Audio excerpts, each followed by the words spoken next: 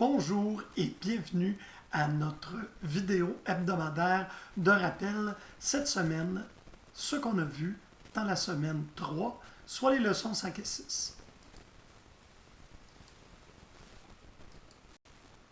L'agenda d'aujourd'hui sont dans un premier temps, nous allons revoir les étapes du développement logiciel, ce qu'est rapidement un API REST spécifiquement, ensuite les cas d'utilisation et les questions à se poser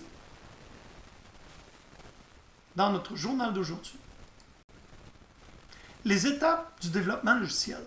Je vous montre ici le cycle complet qui commence avec la définition des besoins et exigences. Donc ça, c'est une partie qui est plus textuelle, qui est composée la plupart du temps d'entrevues.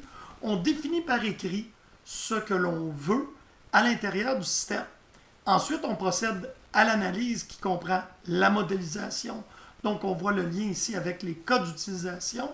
Et nous allons arriver à concevoir le système par la suite et le programmer.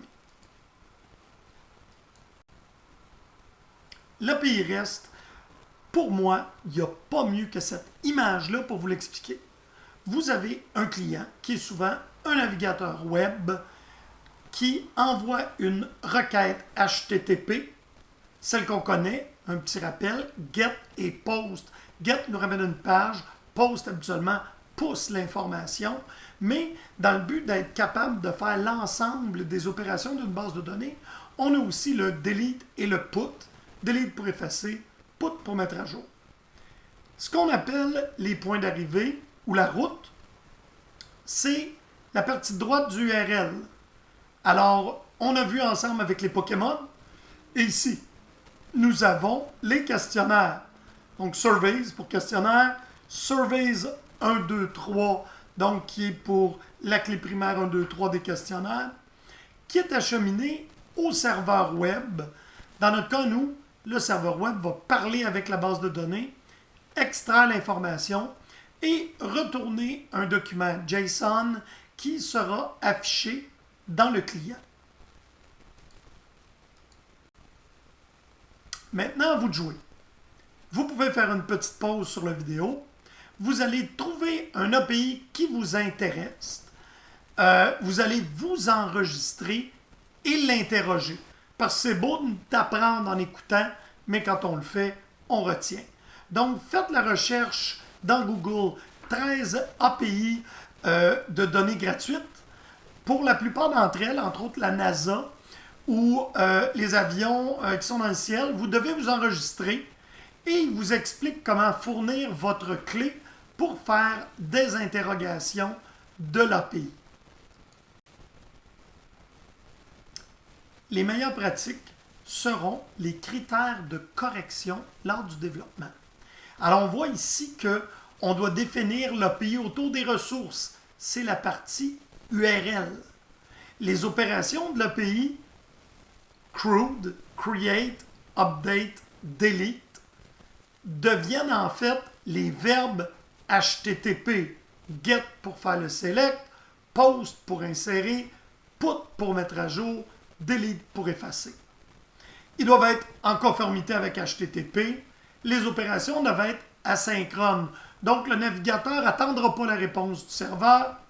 On va apprendre à paginer et filtrer des données et contrôler la version, comme on a vu avec le Pokémon qui était rendu à la version 2. Description des besoins. Donc, j'en ai parlé tantôt, c'est la première phase. On doit définir ce que l'utilisateur aura de besoin.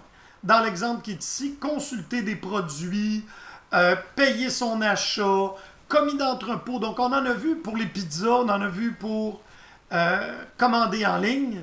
Donc, c'est la partie textuelle qu'on va transformer par la suite à l'aide d'un cas d'utilisation, qui est une représentation visuelle.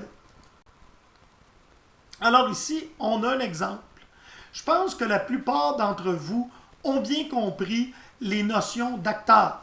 Acteur principal qui est un utilisateur qui se sert du système.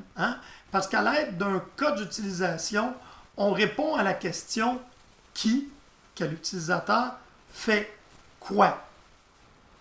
Et on a des relations entre les cas d'utilisation faits par un utilisateur et les cas d'utilisation interne qu'on utilise, mais qui sont utilisés non pas par un acteur, mais par un autre cas d'utilisation.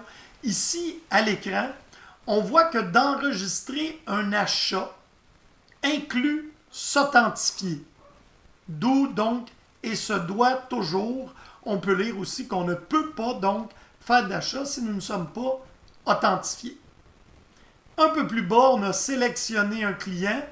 Ça externe, donc peut étendre enregistrer un achat. C'est-à-dire qu'il y a des cas où on ne choisit pas de client. Il est probablement implicite dans